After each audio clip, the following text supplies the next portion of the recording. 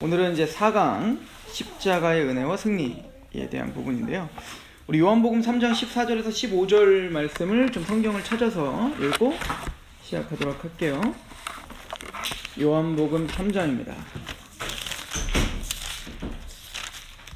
자, 요한복음 3장은 니고데모와 지금 예수님이 좀 대화하고 있는 장면이죠. 그래서 우리가 첫 번째 단계에서 거듭남에 대한 부분을 우리가 공부했을 때 바리새인이었고 그리고 산헤드린 공의의 회원이었던 이 니고데모와 이야기를 통해서 거듭나지 않으면, 그러니까 네가 아무리 율법을 많이 알고 뭐 유대인의 관원이고 뭐 또 율법을 열심을 다해서 행했다 할지라도 거듭나지 않으면 천국을 볼 수도 없고 갈 수도 없다. 그래서 물과 성령으로 거듭나야 된다. 그런데 거듭나는 방법이 베드로전서 1장에 보니까 너희가 거듭난 것이 썩어질 씨로 된 것이 아니라 썩지 아니할 씨로 됐으니 살아있고 항상인 하나님의 말씀으로 됐다. 그러니까 우리가 거듭날 수 있는 방법은 하나님의 말씀으로 거듭난다는 거잖아요. 야고보서 1장에도 하나님의 말씀으로 너희를 낳으셨다 이렇게 표현한단 말이에요. 그러니까 말씀과 성령을 통해서 거듭나는 거예요. 우리로 말하면 하나님 말씀이 들려지고 거기에 성령님이 역사하셔서 우리가 믿음이 생겨야 되는 거예요. 그 말씀이 믿어져야 되는 거죠. 그래서 복음이 너에게 말로만 임하는 것이 아니라 능력과 성령과 큰 확신으로 임한다. 이런 말씀들을 통해서, 자, 그렇다면 예수님께서 니고데모에게 그런 거듭남에 대한 이야기를 하면서 그런 구원 얻을 말씀, 즉 복음을 전해주셨는가? 전했죠. 이게 요한복음 3장 16절, 우리가 너무 잘 아는 말씀 아니에요? 이게 그러니까 거듭나게 하시기 위해서 예수님께서 니고데모에게 주신 메시지가 바로 그 유명한 구절 아닙니까? 우리 같이 한번 읽어보겠습니다. 3장 16절 시작. 하나님이 이 세상을 이처럼 사랑하사 독생자를 주셨으니 이는 그를 믿는 자마다 멸망하지 않고 영생을 얻게 하려 하심이라. 하나님이 세상을 이처럼 사랑하사 독생자를 주셨으니 이는 그를 믿는 자마다 멸망하지 않고 영생을 얻게 하려 하심이라. 그러니까 복음의 정수를 니고데모에게 알려줬죠. 거듭남을 위해서. 자, 그런데 하나님이 세상을 이처럼 사랑하셨다는 거예요. 자, 어떻게 사랑하셨다는 거, 사실 그 윗절과 같이 연결져서 우리가 봐야 되는데요. 우리 그 11절부터 제가 한번 보면, 진실로 진실로 내게 이르노니 우리는 아는 것을 말하고 본 것을 증언하노라. 그러나 너희가 우리의 증언을 받지 아니하는도다 라고 하면서 12절에 내가 땅의 일을 말하여도 너희가 믿지 아니하거든 하물며 하늘의 일을 말하면 어떻게 믿겠느냐. 하늘에서 내려온 자 곧 인자 외에는 하늘에 올라간 자가 없다라고 말씀하시면서 중요한 말씀을 하나 하세요. 우리 14절 15절 같이 읽어볼까요? 시작. 모세가 광야에서 뱀을 든 것 같이 인자도 들려야 하리니 이는 그를 믿는 자마다 영생을 얻게 하려 하심이라. 이 말씀은 그 민수기에 있는 얘기인데요. 혹시 그 얘기 아시죠? 이스라엘 백성들이 원망을 하니까 하나님께서 이스라엘 백성들을 심판하겠다, 다 죽이겠다라고 하신 다음에 불뱀을 봅니다. 이 불뱀을 보내는데, 이 불뱀이라는 것은 막 불이 달린 막 뱀이 확 가는 게 아니라 그 불뱀이라는 것은 이제 독사예요, 독사. 그러니까 광야에 사는 독사인데 굉장히 맹독을 품고 있는 독사죠. 근데 이 독사가 물면 온몸에 열을 내게 해서 죽게 해서 불뱀이라고 하는 거예요. 그런데 이제 그 독사를 풀어서 모든 백성들을 다 뱀에 물리겠단 말이에요. 그러니까 죽는 거죠. 자, 그런데 우리가 잘 아는 것처럼 하나님께서 이스라엘에게 살 수 있는 방법을 하나 주시죠. 그게 뭐냐면 그 뱀의 형상을 노수로다가 뱀을 만들어서 노뱀을 만드는 거죠. 그리고는 장대 위에다가 그 뱀을 달아라. 그리고 장대를 바라본즉 살 거다 라고 약속하신 거예요. 자, 지금 예수님께서 그 얘기를 하고 계시는 거거든요. 모세가 광야에서 뱀을 든 것처럼 누구도 들려야 된다? 인자도, 그러니까 장대에 뱀이 높이 들린 것처럼 인자도 그렇게 장대에 높이 들려야 한다. 그리고는 하나님이 세상을 이처럼 사랑하사 독생자를 주셨다는 말씀과 이 말씀이 연결되어 있는 거야. 자, 이게 무슨 얘기일까요? 자, 사실은 우리가 독사에 물리면 이제 죽는 건데, 독사에 물리면, 자, 그래서 우리 그 교재에 보시면 23페이지에 보시면 민수기 21장 5절에서 6절이 있거든요. 거기 한번 보시면 백성이 하나님과 모세를 향하여 원망하되 어찌하여 우리를 애굽에서 인도하여 내어 이 광야에서 죽게 하는가. 이곳에는 먹을 것도 없고 물도 없도다. 우리 마음이 이 하찮은 음식, 만나입니다. 처음에 만나가 줬을 때는 얼마나 이렇게 신기하고 막 감사하고 했었어요. 근데 이제 그 만나가 이제 일상생활이 되니까, 자, 그 만나가 이제 그 365일 매일 떨어지니까 이제는 그게 하나님의 기적처럼 보이질 않는 거죠. 자, 그러니까 21장 그 6절에 보면 여호와께서 불뱀들을 백성에게 보내어 백성을 물게 하심으로 이스라엘 백성 중에 죽은 자가 많은지라. 하나님이 이제 그들의 그 죄를 이제 징계하시려고 불뱀을 보내서 이제는 백성들을 죽게 하더라라고 하는 겁니다. 자, 그런데 이제 뱀에게 물렸다면 당연히 이제 독을 빼거나 아니면 뭐 치료제를 줘야 살리는 건데, 하나님은 뜬금없이 노스로 다 만든 뱀을 장대 위에 달아놓고 그걸 보면 산다는 거예요. 자, 이것은 그래서 이제 요즘에 그 앰뷸런스 같은 데 보면 이렇게 장대에 막 뱀 꼬아 있는 거 이렇게 그림 있죠. 이게 왜 그러냐면 그 이슬람 지역에 이게 하나의 또 전설이 돼서 우상이 됐어요. 그래서 장대 위에 달린 그 뱀이 치료의 능력이 있다. 이게 우상이 돼가지고 지금 전수돼갖고 이게 앰뷸런스에 그렇게 있는 거거든요. 그런데 하나님이 진짜 말하는 것은 정말 거기에 기적이 있는 게 아니라 하나님의 말씀에 능력이 있다는 걸 보여주는 거잖아요. 그러니까 야, 저걸 본다고 어떻게 살아? 저걸 보면 사니? 그냥 저기 빨리 독을 빼든지 치료제를 발라야 사는 거 아니야? 이러면 죽는 거예요. 그런데 이후에 어찌됐든 하나님이 쳐다보면 산다라고 말씀하신 것처럼 그 장대 위에 달린 노뱀을 보면 산다고 믿고 그걸 쳐다보면 어떻게 되는 거야? 사는 거란 말이에요. 그러니까 이거는 뭐냐면 하나님의 약속과 하나님의 말씀을 믿어 그 약속을 의지하고 쳐다보면 사는 겁니다. 자, 이것처럼 예수님의 십자가를 믿음으로 바라보면 영생을 얻는다. 지금 그 얘기를 하고 있는 거예요. 자, 그런데 오늘 말씀을 가만히 보면 좀 우리가 좀 생각해 보면서 해야 되는 게 있는데요. 보세요. 지금 장대에는 뭐가 달려있죠? 노뱀이 달려있다고. 노뱀. 노수로 만든 뱀이 달려있고, 지금 예수님의 십자가와 지금 연결지어서 지금 설명하고 있는 거잖아요.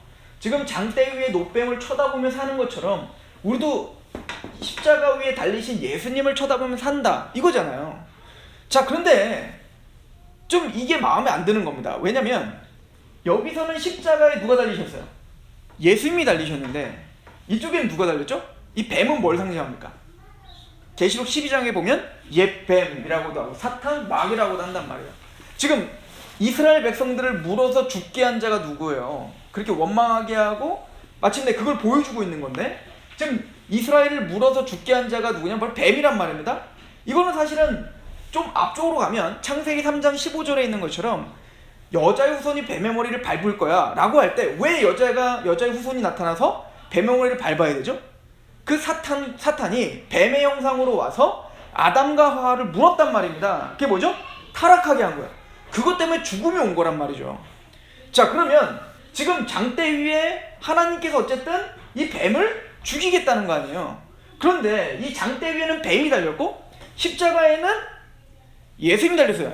차라리 장대 위에다가 뱀에 물린 자들을 어린 양을 노수로 만들어서 장대 위에 달아놓고, 그리고 그 장대에 달린 그 어린 양을 쳐다보면 산다, 이러면 딱 예수님과 정확하게 일치가 되는데, 그러니까 어떤 이단들은 뭐라고 얘기하냐면, 그래서 예수님이 죽음은 사실은 예수님이 하나님이 아니라 예수님은 사탄이었다, 이렇게 얘기하는 이단들이 있더라니까요. 그러니까 뭐가 지금 문제점인지 이해 가시겠죠.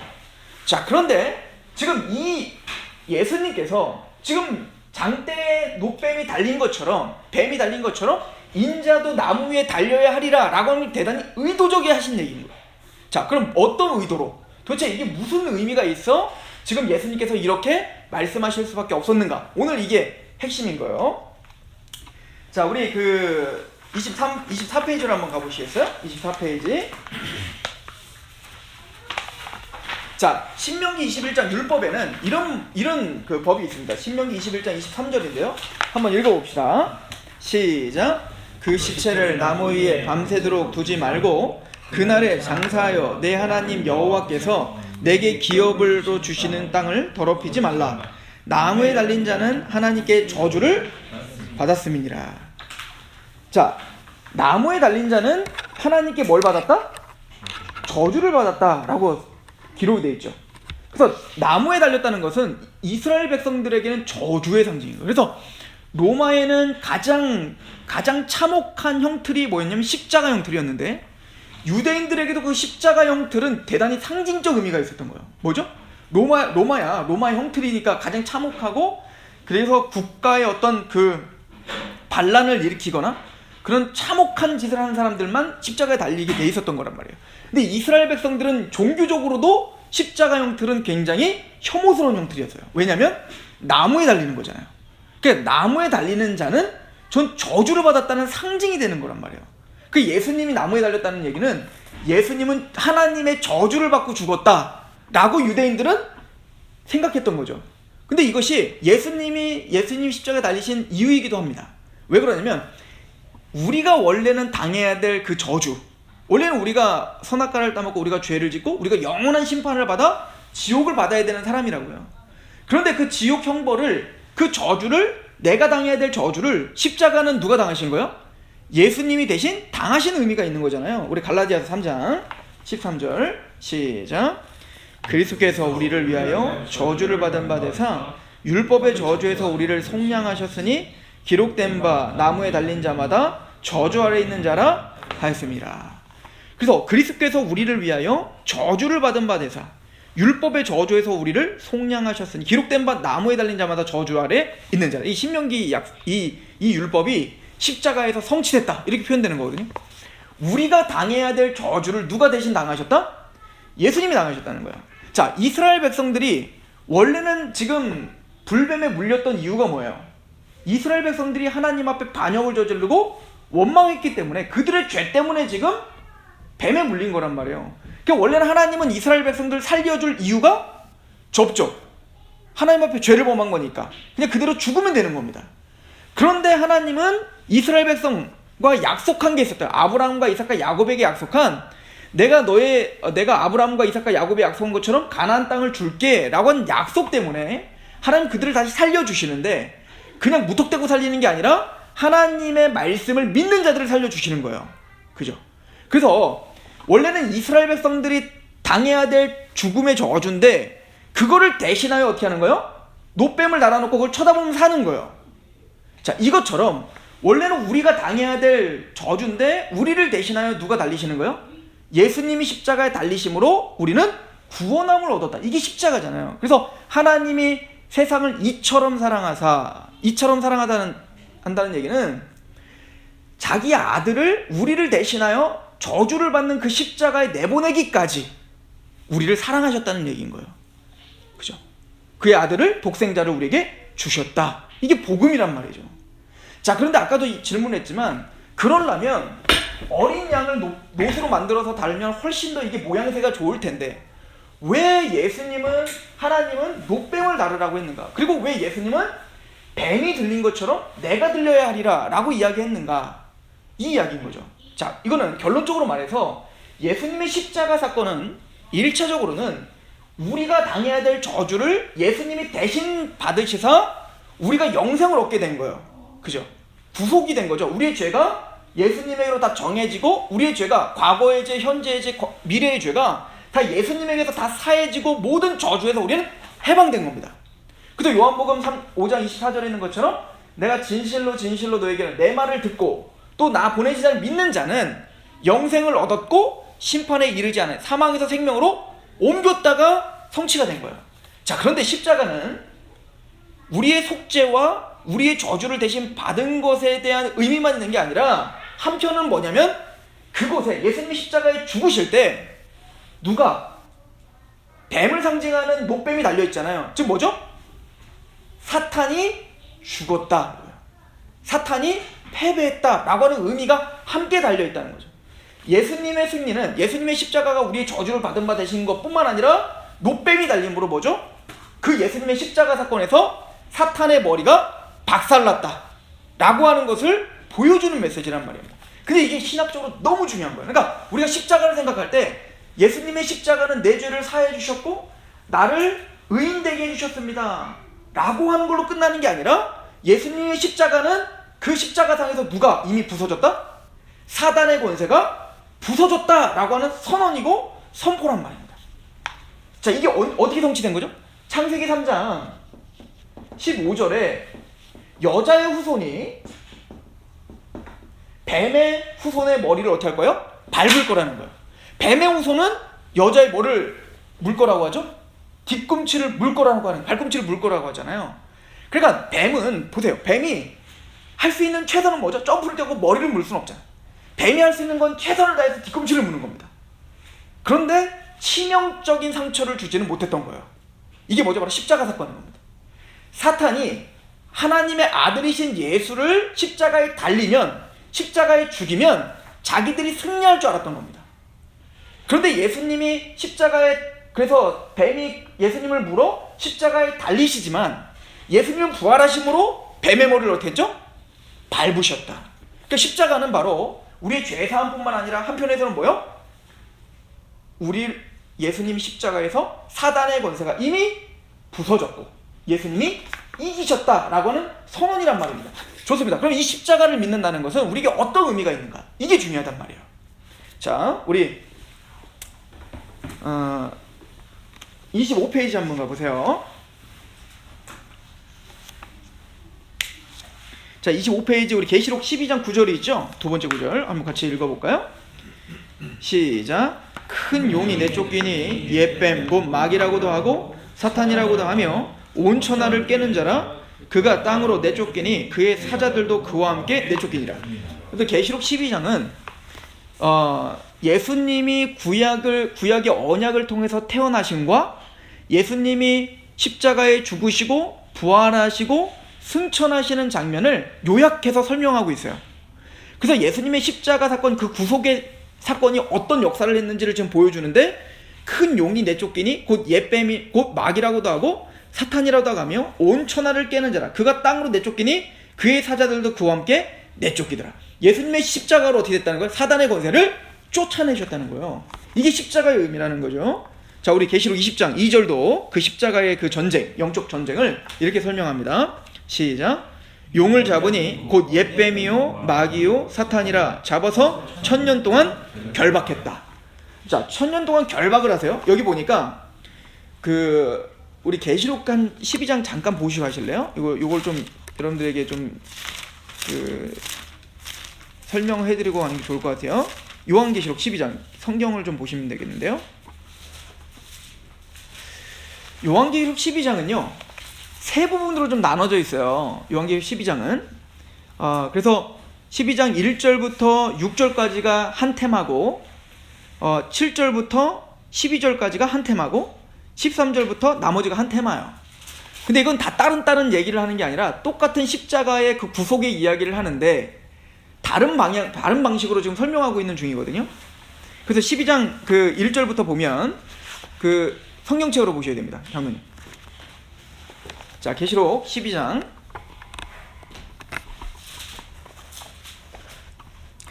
자, 한번 쭉 읽어보면서 그냥 간단하게 설명해 드릴게요. 하늘에 큰 이적이 보이리니 해를 옷 입은 한 여자가 있는데 그 발 아래에는 달이 있고 그 머리에는 12별의 관이 있었더라. 이거는 이스라엘을 상징하는 용어입니다. 해와 달과 별.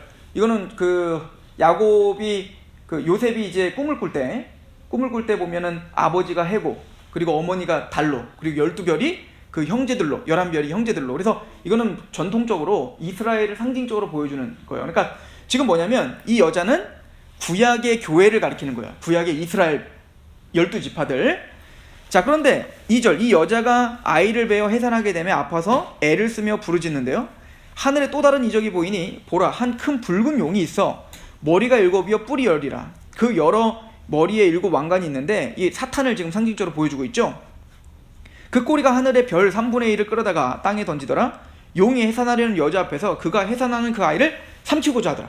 그러니까 사탄이 하는 역할은 뭐냐면 창세기 3장 15절에 하나님이 예수님을 예언했잖아요.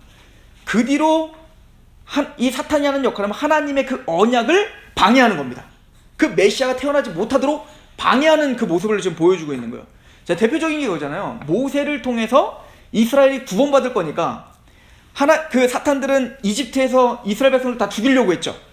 그래서 왜 어린아이들 다 나일강에 빠추잖아요. 애기 태어나면 다 빠추잖아요. 그럼에도 불구하고 파라오가 자신의 모든 역량을 다해 이집트 이스라엘 백성들을 다 죽이려고 하지만 모세가 기적적으로 살아나죠. 또 이런 역사들이 어디서 절정이 이르냐면 예수님 시대도 똑같은 일이 벌어져요. 예수님이 태어날 때 동방박사가 헤롯에게 오잖아요. 헤롯에게 와서 왕이 태어났다고 하던데, 메시아 태어났다고 하던데, 그랬더니 헤롯이 깜짝 놀래서 2살 이하의 애들을 다 죽이라고 하죠. 왜? 예수를 죽이려고. 이게 사탄의 계략이었단 말이에요. 자, 그럼에도 불구하고 예수님은 죽어요? 죽지 않아요? 죽지 않죠. 그러니까 지금 그 어떤 구약의 전체적인 어떤 메시지를 한마디로 좀 요약하고 있는 거예요. 그러니까 사탄은 그 메시아, 예수님이 태어난 것을 방해하지만 하나님은 그 언약을 성실히 지키셔서 그 예수님을 태어나게 하시고야 만다. 이 얘기를 좀 하는 겁니다. 자, 그리고는 5절. 자, 그런데 그 여자가 아들을 낳으니 이는 장차 철장으로 만국을 다스릴 남자라. 그러니까 예수님 재림하실 거라는 얘기인 겁니다. 그 아이를 하나님 앞과 보좌 앞으로 올려가더라. 자, 여기에는 예수님의 십자가 사건, 부활 사건, 승천 사건이 다 포함되어 있는 거예요. 예수님 지금 이 땅에서 33년 동안 사셨다가 십자가에 죽으셨다가 부활하셨다가 승천하셨다는 얘기가 지금 생략되어 있는 것 뿐이에요. 그죠? 하늘에 다시 올라가셨으니까요. 자, 보세요.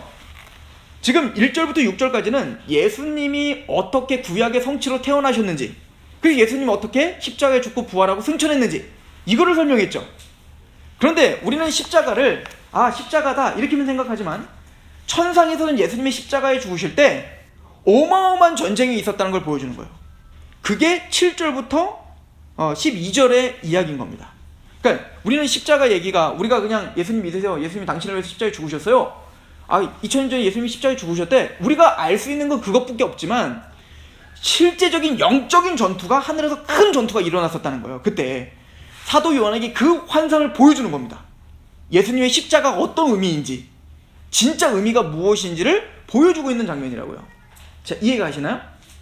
자, 7절. 하늘에서 전쟁이 있으니 미가엘과 그의 사자들이 용과 더불어 싸울세. 자, 여기 보면 예수님 직접 안 싸우고 누가 싸워요? 미가엘이 싸우죠. 그러니까 사탄은 예수님과 싸울 군번이 아니에요. 예수님의 십자가 사건으로 분명 사단의 머리를 밟은 건 밟은 거지만 지금 의도적으로 누구와 싸웠다고 이야기해요? 미가엘과 싸우고 있다. 그러니까 예수님은 하나님이신 겁니다. 그죠? 8절. 그런데 이기지 못하여 다시 하늘에서 그들이 있을 곳을 얻지 못한지라. 자, 9절. 아까 읽었던 건데 다시 한번 읽어볼까요? 시작.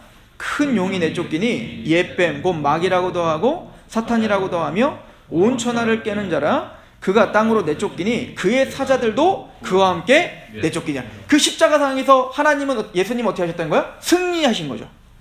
그래서 그 용, 옛뱀이라고 하는 그 사단의 권세가 예수님의 십자가 부활과 승천으로 어떻게 된 거예요? 부서진 거예요. 창세기 3장 15절의 그 예언이 드디어 성취됐다. 그러니까 예수님의 십자가 사건은 우리의 죄가 사해질 뿐만 아니라 누가 끝장났다? 사단의 권세가 이제는 더 이상 우리를 억압하거나 우리를 결박할 수 없게 됐다. 우리를 지배하고 있던 사단의 권세가 예수님의 십자가로 이미 깨지고 끝났다. 이걸 선언하고 있는 겁니다. 고린도후서 4장 4절, 제가 자주 찾는 거니까 그냥 이제 말씀만 드리면, 이 세상 신이 믿지 아니하는 자들의 마음을 혼미하게 하여 하나님의 영광의 복음의 광채가 비치지 못하게 함이니. 그러니까 이 세상 신, 즉 사단이죠. 용이라고도 부르는, 그 옛 뱀이라고도 부르는 이 사단이 믿지 아니하는 사람들의 마음을 혼미하게 하고 있다고요. 그러니까 누가 지배하고 있었다는 거예요? 사단의 권세가 믿지 아니하는 자들의 마음을 붙들고 있었다는 거예요. 그럼 우리도 마찬가지인 거예요. 우리가 응애하고 태어나면 우리를 누가 지배하고 있었다는 겁니다. 사단의 권세가 우리를 지배하고 있었다니까요. 그러니까 우리가 복음을 들어도 깨닫지 못하는 거예요. 영적인 총명과 지혜가 박살난 거예요. 왜? 사탄의 권세가 우리를 가로막으니까. 그런데 예수님의 십자가 사건을 믿을 때 이미 예수님의 십자가 사건으로 사단의 권세가 어떻게 됐어요? 부서진 것처럼 우리 안에 있는 사탄의 권세도 쫓겨나고 우리에게 더 이상 영향력을 끼칠 수 없게 되었다. 십자가를 믿을 때 우리는 그것도 같이 믿는 거라는 얘기인 거예요. 이게 왜 이렇게 중요한가? 자, 우리 밑에 절을 보면 히브리서 2장 14절이 있죠? 우리 25페이지에 히브리서 2장 14절에서 15절 한번 읽어보겠습니다. 시작. 자녀들은 혈과 육에 속하였음에 그도 또한 같은 모양으로 혈과 육을 함께 지니심은 죽음을 통하여 죽음의 세력을 잡은 자 곧 마귀를 멸하시며 또 죽기를 무서워함으로 한평생 매어 종로로 타는 모든 자들을 도와주려 하시오. 예수님의 십자가 사건을 통해서, 즉 예수님이 우리와 똑같이 육체로 오실 수밖에 없었던 이유가 우리와 똑같은 육체의 모습으로 오셔서 죽음을 통하여 죽음의 세력을 잡은 자, 즉 누구? 마귀의 세력을 멸하게 하기 위함입니다. 예수님은 십자가로 사단의 권세를 부셔버린 겁니다. 그래서 또 죽기를 무서워함으로 한평생 종로로 타는 모든 자들을 해방시켜주는 거예요. 그러니까 우리가 예수님을 믿어 구원받았다는 건, 십자가를 믿어 구원받았다는 건, 이제는 우리가 죄의 종이었습니다. 사탄의 종이었습니다. 이제는 우리는 그 사단의 권세 아래서 그렇게 내 마음대로 이기적으로 살았던 자들이었습니다. 그런데 이제는 예수님의 십자가 사건으로 우리 안에 죄가 부서졌고 사단의 권세가 부서졌습니다를 믿는 사람들, 흑암의 권세에 있던 우리를 건져내사 하나님의 아들의 나라로 옮겼다는 걸 믿는 사람들이 됐다라는 고백을 하는 거라고요. 자, 좀 더 한번 가봅시다. 우리 26페이지로 한번 가보세요.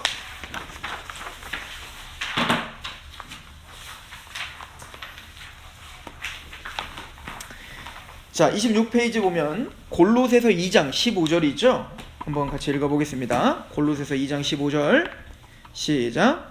통치자들과 권세자를 무력화하여 드러내어 구경거리를 삼으시고 십자가로 그들을 예수님이 십자가에서 달리심은 놋뱀이 장대 위에 달린 것과 똑같다. 즉 예수님의 십자가 사건으로 뱀의 권세가 부서졌다. 예수님은 이기셨다 라고 표현하고 있는 거예요.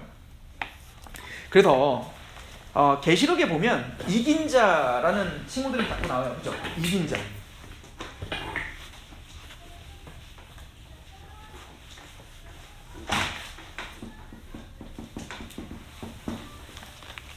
계시록 7교회에 보면 이긴 자에게는 내가 성전이 기둥같이 있을 것이고 이긴 자는 흰돌을 줄 것이며 이긴 자에게는 생명의 면류관을 줄 것이고, 그러니까 이긴 자 자꾸 말해요. 그러니까 너에게 이겨야 된다라고 말한다고요. 그럼 누가 이긴 자인가? 지금 성경은 누가 이겼다고 말해요? 예수님이 십자가로 이기셨다라고 말한다고. 그러니까 성경에서 이긴 자는 누구밖에 없어요? 예수님이 이긴 자예요. 그죠? 그런데 성경에 보면 예수님이 그 십자가에서 사단의 권세를 이기셨어요. 그래서 이긴 자인데 예수님만 이긴 게 아니라 또 이긴 자가 있어요. 자, 우리 17장 14절 보세요. 우리 계시록 17장 14절 우리 한번 읽어보겠습니다. 시작. 그들이 어린 양과 더불어 싸우려니와 어린 양은 만주의 주시오 만왕의 왕이심으로 그들을 이기실 터이요 또 그와 함께 있는 자들을 곧 부르심을 받고 택하심을 받은 진실한 자들도. 근데 예수님이 십자가에서 사단의 권세를 이기실 뿐만 아니라 이긴 자가 한 분 더 있어요. 한 부류가 더 있어요. 누가 이긴 자요? 여기 보니까 택하심을 받고 부르심을 받은 자들은 이긴다 라고 표현합니다. 이게 누굴까요? 우리죠. 복으로 부름을 받고 하나님의 예정하심에 따라 예수님의 십자가를 믿고 있는 사람들, 예수님이 사단의 권세를, 죄의 권세를 이겼을 뿐만 아니라 누구도 이긴 자라? 예수님을 믿고 있는 부름받고 택함받은 하나님의 성도들이 뭐라는 거예요? 이긴 자라는 거예요. 그러니까 우리가 이긴 자라니까요. 신천지가 이만희가 이긴 자래요. 말도 안 되는 소리예요. 예수님이 이겼고 예수님을 믿고 있는 택함받고 부름받은 우리가 이긴 자라고요. 자, 그러면 이겼다는 말이 뭘까? 이게 굉장히 중요합니다. 자, 요한일서 5장 18절 한번 읽어봅시다. 시작. 하나님께로부터 난 자는 다 범죄하지 아니하는 줄을 우리가 아노라. 하나님께로부터 나신 자가 그를 지키심에 악한 자가 그를 만지지도. 왜 우리가 이길 수 있죠? 우리가 힘이 세서? 아니요. 십자가에서 이미 사단의 권세를 이겼기 때문에 그 예수님의 권세가 사단이 우리를 건드리지도 못하게 한다고요. 여러분들, 우리 장로교 교리 중에 견인이라는 게 있어요. 견인. 이 견인이라는 사상은 뭐죠? 빌립보서 1장 16절에 보면 착한 일을 시작하신 이가 예수 그리스도의 날까지 이루실 줄 우리가 확신하노라. 즉 우리가 믿음이 생기고 예수님 앞에 구원을 받아, 이거는 우리가 한 게 아니잖아요. 하나님의 은혜로 된 거잖아요. 그 착한 일을 시작하신 이가 그 구원의 완성까지, 그러니까 이 땅에서 우리가 죄도 짓고 연약하고 쓰러지고 또 우리를 바라볼 때 자격이 없어 보이지만 우리가 그럼에도 불구하고 나는 구원을 반드시 받았다라는 확신이 있는 이유는 바로 이 견인 때문에 그런 거예요. 하나님이 그 구원을 완성시킬 거기 때문에. 여러분들 생각해 보세요. 우리는 끊임없이 사탄에게 지고 있잖아요. 끊임없이 사탄에게 또 져서 또 죄를 지고 또 연약하지 않습니까? 그런데도 우리는 구원의 확신이 있대요. 왜요? 우리의 실력을 믿는 게 아니라 우리를 이기게 하신 예수 그리스도께서 우리를 마침내 그 영광스러운 구원의 완성까지 이루실 걸 믿는 거예요. 이게 우리가 장로교에서 믿는 견인이거든요. 자, 왜 그런가? 예수님이 우리를 사탄이 만지지도 못하도록 우리를 어떻게 하신다는 거예요? 보호해 주신다는 겁니다. 그죠? 왜? 예수님이 사단의 권세를 우리에게 내쫓았기 때문에 더 이상 사탄이 예수님을 참되게 믿고 있는 성도들을 타락시킬 수 있다 없다? 없다입니다. 정말 믿음의 구원을 제대로 받은 사람, 은혜로 정말 구원받은 사람은 그 믿음을 탈락되고 다시 지옥으로 떨어질 가능성이 있다 없다? 없다요. 자, 이게 뭔 얘기인가? 자, 우리 누가복음 10장 19절입니다. 자, 이 말씀 전에 우리 마태복음부터 좀 보고 갑시다. 우리 마태복음 12장, 우리 요번에 성경을 좀 찾아서 봤으면 좋겠어요. 마태복음 12장.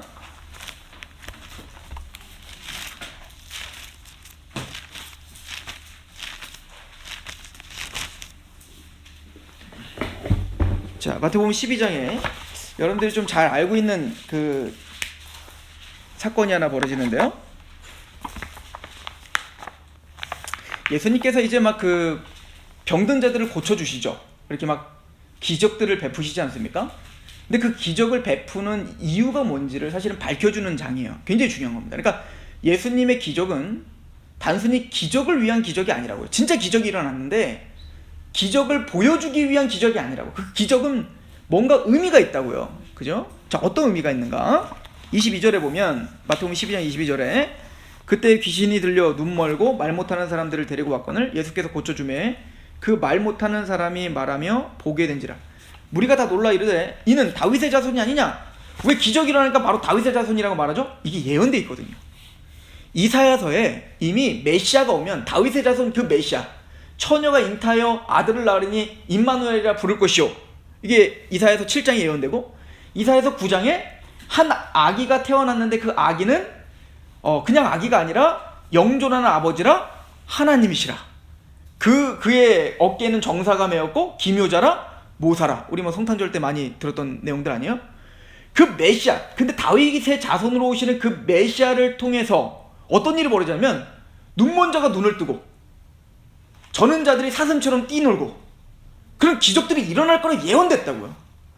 그러니까 예수님이 막 눈먼 자들을 눈을 뜨게 하고 저는 자들을 이뤄내키고 이런 역사들이 일어나니까 바로 백성들은 예수님을 향해서 뭐라고 한 거예요? 바로 그 다윗의 자손이구나 라고 예언에 적중했음을 지금 알고 있는 거거든요.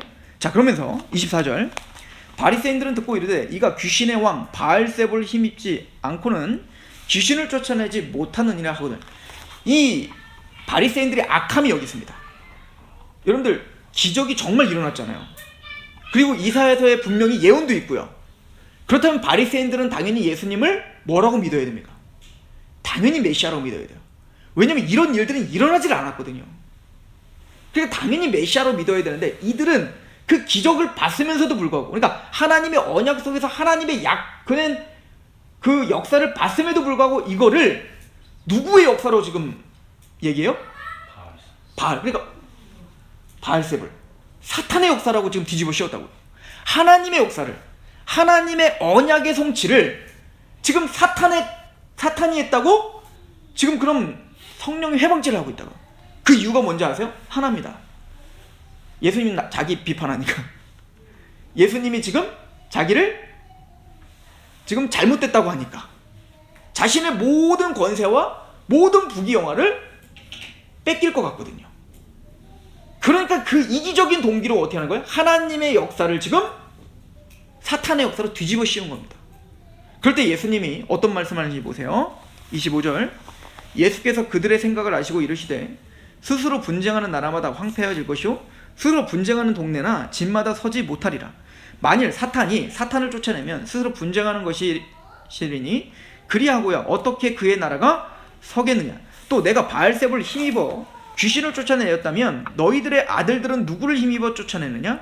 그러므로 그들이 너희의 재판관이 되리라. 자, 28절 29절 같이 읽어봅시다. 시작. 그러나 내가 하나님의 성령을 힘입어 귀신을 쫓아내는 것이면 하나님의 나라가 이미 너희에게 임하였느니라.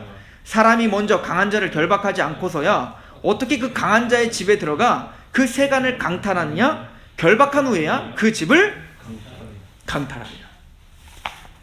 예수님은 지금 성령님으로 지금 사탄을 내어 쫓고 지금 기적을 일으킨 거예요. 그 얘기는 뭐죠? 이미 예수님이 이 땅에 초림으로 오실 때부터 하나님의 나라는 어떻게 했다는 거예요? 이 땅에 임하기 시작했다. 그러니까 하나님의 나라가 임했다는 것은 하나님의 그 권세가, 하나님의 그 만군의 여호와의 그 능력이 이제 예수님을 통해서 그 통치가 드디어 이 땅에 시작되기 시작했다, 이거거든요. 예수님이 그럼 뭐라고 합니까? 내가 이 땅에 와서 지금 귀신을 내쫓고 눈을 뜨게 하고 저는 자들을 일어나 사슴처럼 뛰게 하는 일들이, 이게 이사야서 예언이 있다고요. 그 예언이 성취하는 이유는 뭐냐면 강한 자를 결박하고 그리고 어떻게 할 거라는 거야. 그 세간을 강탈할 것이다. 이게 뭐냐면 그 강한 자가 누구냐면 사탄이죠. 사단의 권세를 예수님이 십자가로 밟고 그리고 사단의 권세 가운데 포로로 끌려 있었던 누구를, 하나님의 백성들을 강탈하여 구원할 것을 이야기하고 있는 거예요. 그리고 그 십자가의 사건이 일어났을 때 눈먼 자가 눈을 뜨는 것처럼, 저는 자가 드디어 일어나서 사슴처럼 뛰는 것처럼, 우리가 영적으로 눈 멀었던 자가 예수님의 십자가를 통해서 눈이 떠 하나님을 보게 되고 십자가를 알게 되고 구원을 받게 되고, 또한 이제는 저는 자들이 일어나, 그러니까 우리는 이 사건이 뭐냐면 베드로와 요한이요, 성령 강림을 딱 받고, 오순절 성령 강림을 받고 제일 처음 했었던 그 기적이 있었어요. 그게 뭐냐면 성전 문 앞에 미문에 앉아 있었던 안진뱅이였어요. 그 안진뱅이를 어떻게 하냐면 근데 그 안진뱅이는 태어날 때부터 안진뱅이라 맨날 그 성전 미문에 앉아 있었다고요. 근데 사실은 베드로와 요한이 유대인이었기 때문에 예루살렘을 적어도 한 해에 한 번씩은 왔다 갔다 했을 거 아니에요.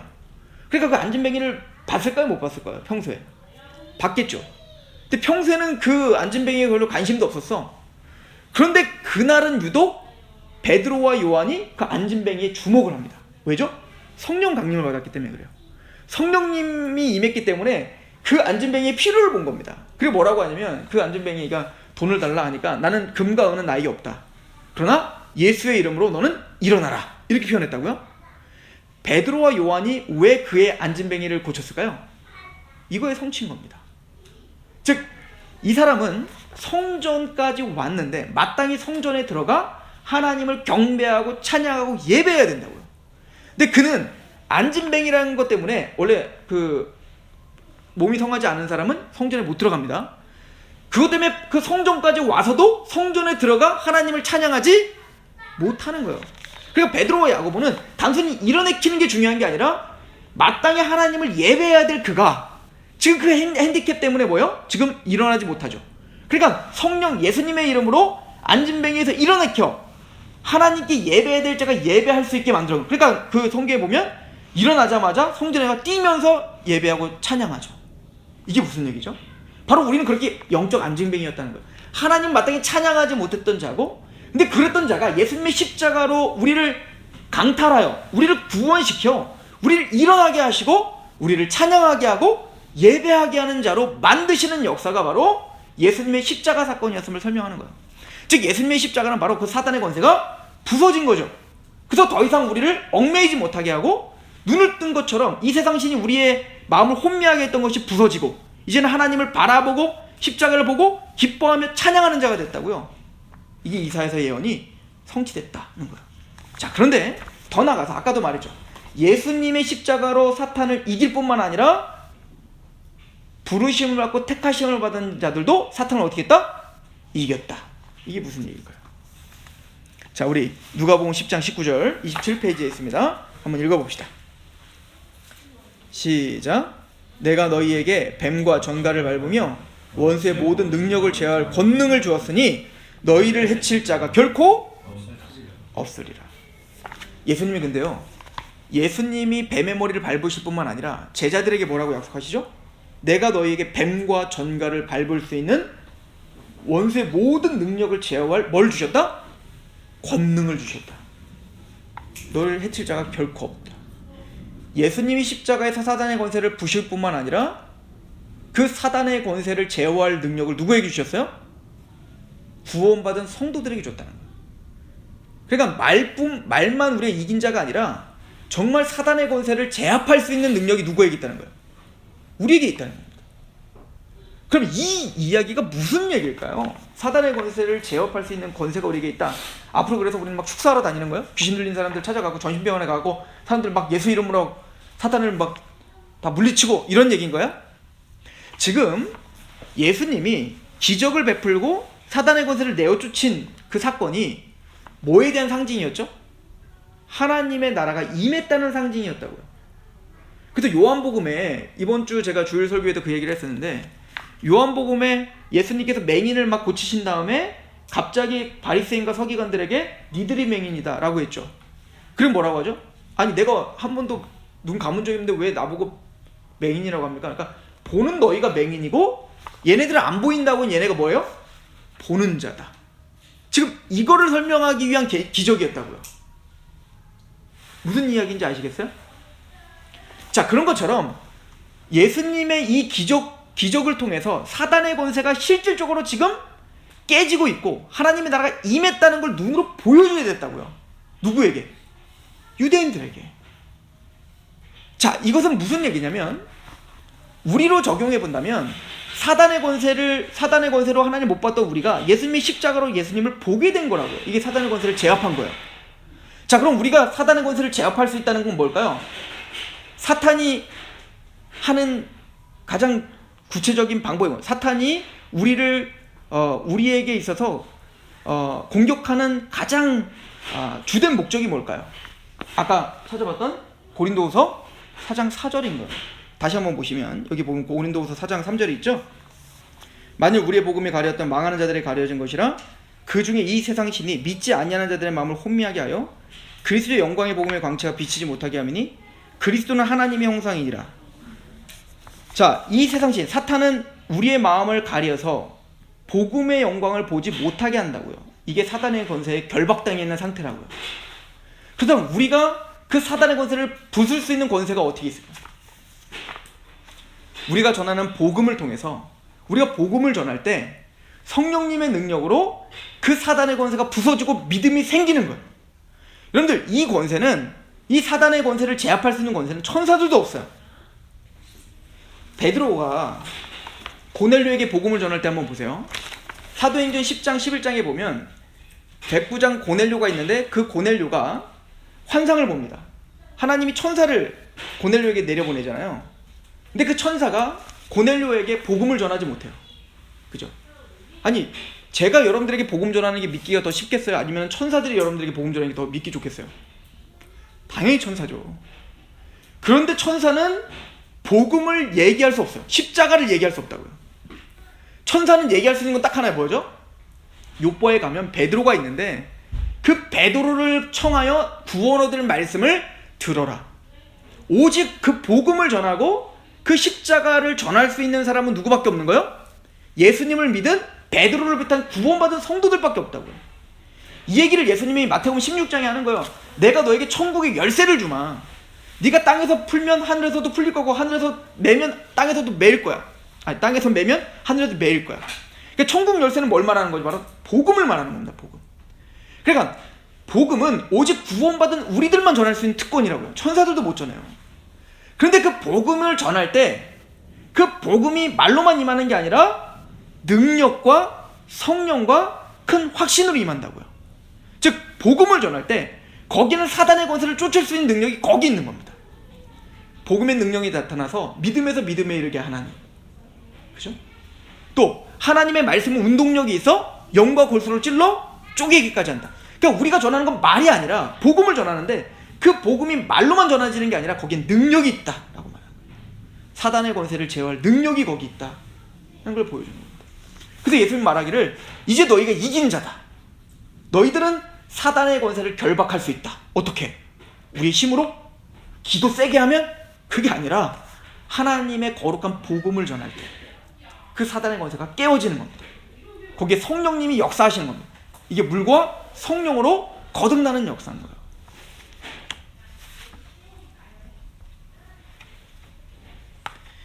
또 하나는 복음을 전할 뿐만 아니라 실제적인 것도 마찬가지입니다. 아까 요한일서 5장 18절을 한번 다시 보시면요. 그 위에 보시면 요한일서 5장 18절 있죠.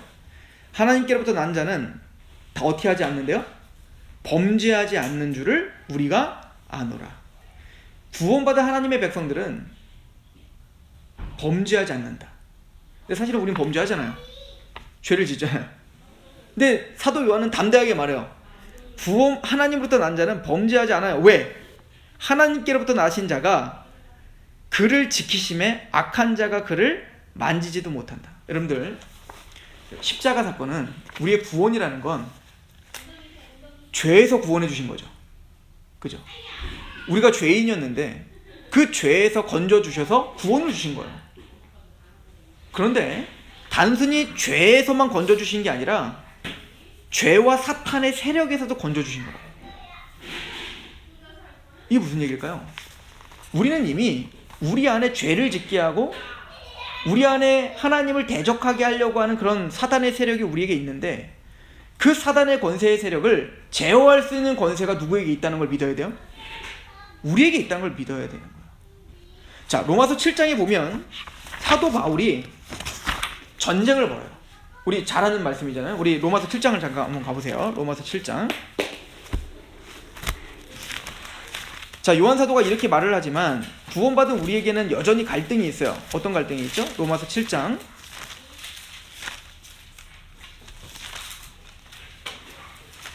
우리가 이미 구원론 1단계를 했기 때문에 이 부분을 잘 이해하실 거라고 믿고, 자, 7장 19절 한번 보세요.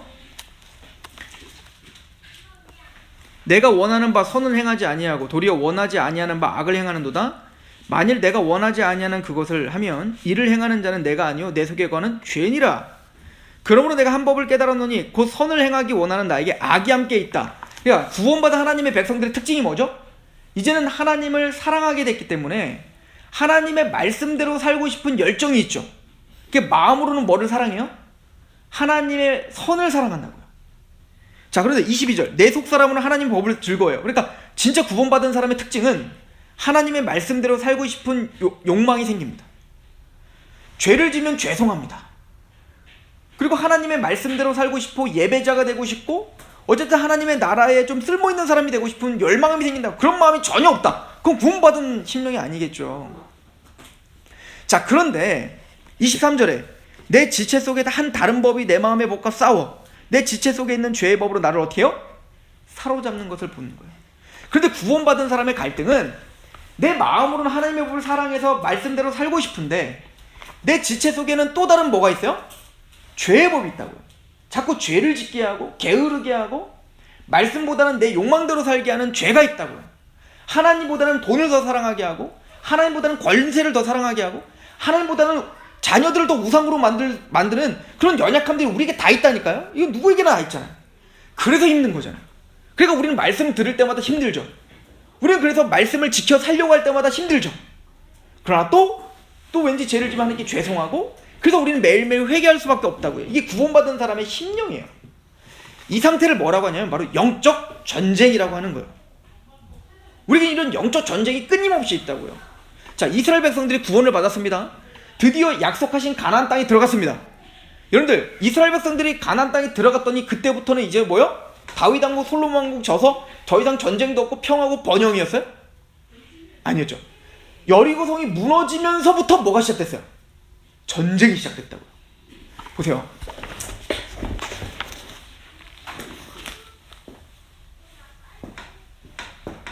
우리가 3단계에서 하나님의 나라에 대해서 배울 텐데 하나님의 나라에는 두 가지 개념이 있어요. 하나는 지정학적 개념이 있어요. 하나는 통치적 개념이에요. 지정학적 개념은 하나님 나라가 어디예요? 새하늘 새 땅이죠. 천국이잖아요. 그죠? 그러나 통치적 개념은 뭐냐면, 자, 예를 들어서 지정학적으로는 미국 대사관이 한국 땅에 있어요. 그러나 그 미국 대사관은 한국 땅이 아니에요. 미국 대사관 치해법권이 있어서 거기는 어디 통치를 받죠? 미국 통치를 받아요. 그러니까 그 미국의 대사관에 총을 쏘면 어디에다 총 쏘는 거랑 똑같은 거예요? 미국이 총 쏘는 거랑 똑같은 거예요.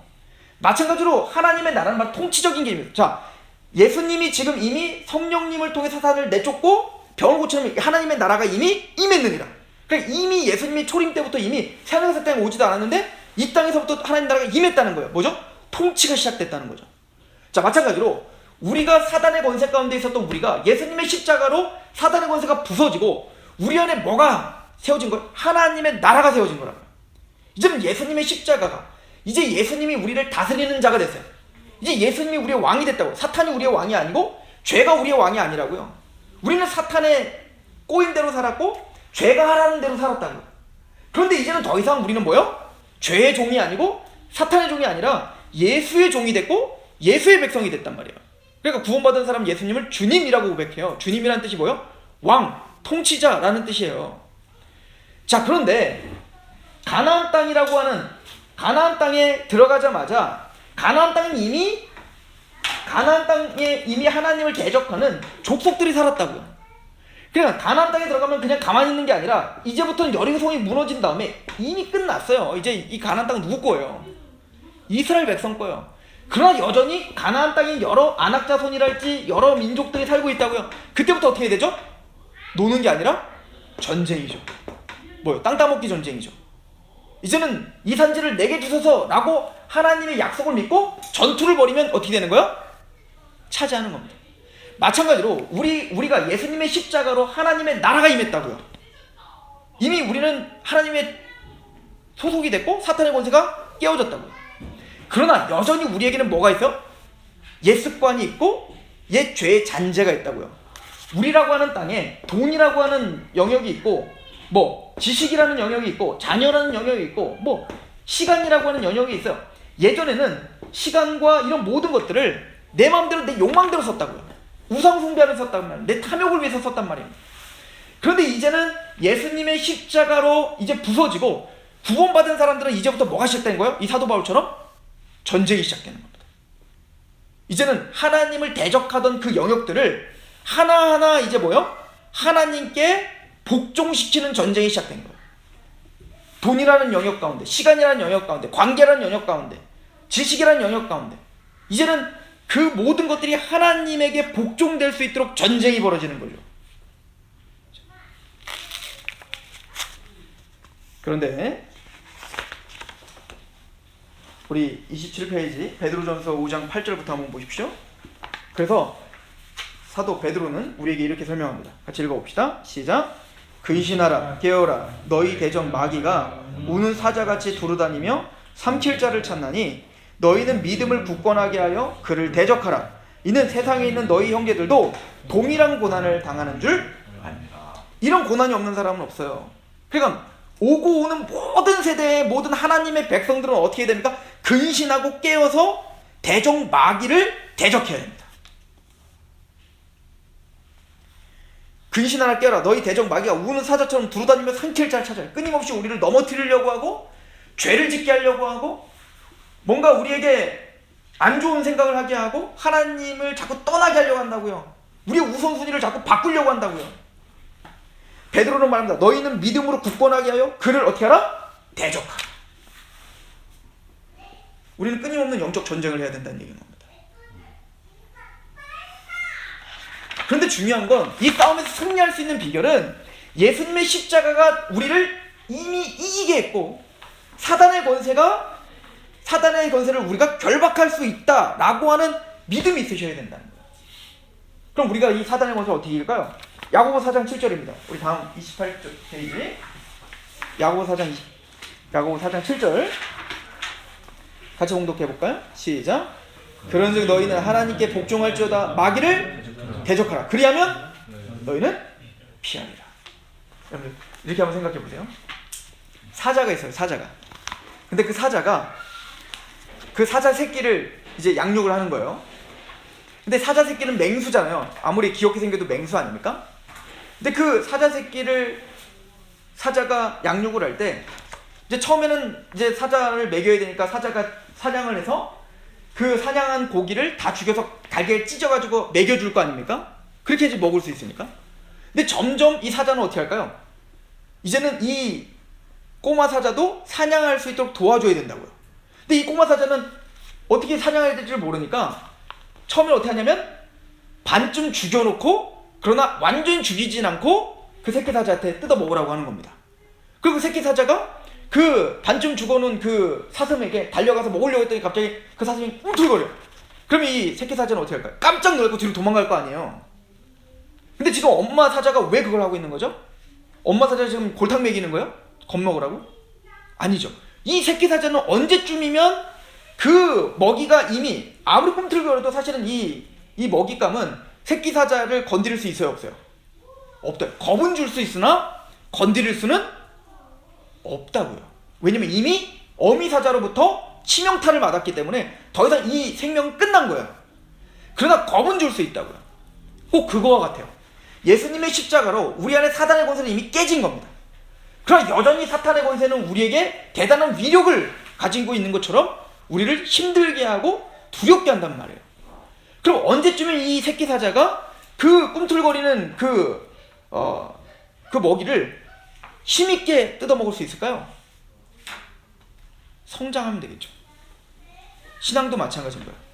이런 영적 전투가 우리에겐 끊임없이 있고, 사단의 권세가 때로는 힘들어 보이고, 또 이런 고통이 힘들어 보이지만 우리의 신앙이 성장하고 십자가를 더 깊이 알아가면 알아갈수록 우리는 아마 그 사단의 권세를, 또 죄의 권세를 제압할 수 있는 실력들이 자라갈 것이고, 또 그런 성장을 위해서 하나님은 이 땅에 우리를 놔두고 때로는 고난도 허락하시는 겁니다.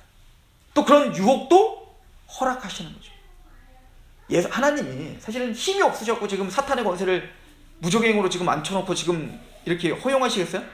하나님은 하나님의 계획 속에 우리 구원받은 하나님의 백성들이 진짜 전쟁이 무엇이며 정말 그 사단의 권세를 제압하고 하나님 나를 확장하는 게 무엇인지를 우리에게 알려주시기 위해서 때로는 우리에게 이런 전투를 스스로 할 수 있도록 도와주고 계시다. 그러나 중요한 건 그런즉 너희는 하나님께 복종할지어다. 마귀를 대적하라. 그리하면 너희를 피한다. 그 사탄은 여러분들을 건드릴 수도 없고 여러분들을 주저앉아야 할 수도 없어요. 하나님은 감당할 시험밖에는 주시지 않고 감당치 못할 때는 피할 길을 주신다. 어떤 어려움이 있든 어떤 죄의 싸움이 있든 우리는 충분히 감당할 수 있는 실력이 우리 안에 있다는 걸 믿으셔야 됩니다. 그래서 대적하셔야 되는 거예요. 좀 불신앙의 생각이 든다면 사탄아, 너는 이제 끝났다. 이미 예수 그리스도가 나를 구원했으니 너는 더 이상 나를 건드릴 수 없다라고 선언하시면서 승리하셔야 된다는 얘기입니다. 이것이 사탄의 권세를 쫓아낼 수 있는 방법. 예수님의 십자가는 단순히 우리의 죄를 사하실 뿐만 아니라 우리의 저주를 대신 받으신 것뿐만 아니라 이미 사단의 권세를 부순 상징이십니다.